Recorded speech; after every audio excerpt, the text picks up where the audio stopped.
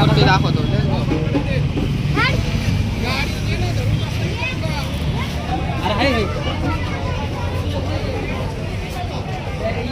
आपल्या मंडळाची मूर्ती.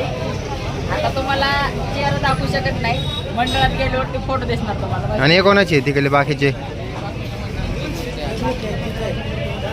इकडे बघू शकता आतमध्ये खूप साऱ्या मूर्त्या होत्या. आता सगळे सगळं भरलेलं होतं. बाप्पाच्या आपापल्या घरी घेऊन गेले आणि बाकीच्या स्टॉलमध्ये आहेत.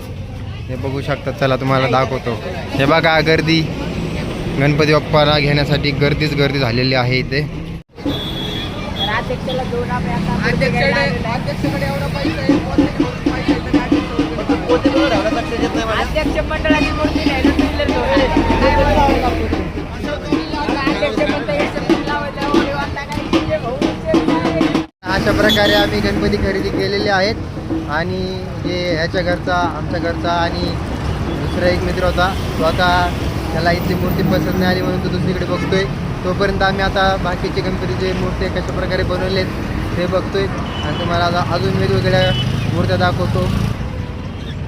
हे बघू शकता अशा प्रकारे गणपती घेण्यासाठी लोक आलेले आहेत तिथे.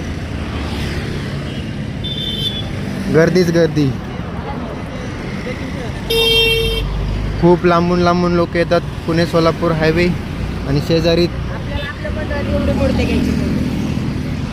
गणपती बाप्पांची मूर्ती आज आम्ही आमच्या घरी बसवणार, मज्जाच करणार, मज्जा. आणि 4-5 वाजता आपल्या मंडळाची मूर्ती आपण विराजमान करणार आहोत. त्यावेळेस मज्जा करणार, गाणे वगैरे लावून मस्तपैकी. तुम्हाला गणपती देखील ते आरती करण्यासाठी आता गणपती बाप्पांची आरती पाहू शकता. आणि त्यांच्या घरी बघा बॉडीगार्ड कसं आहे.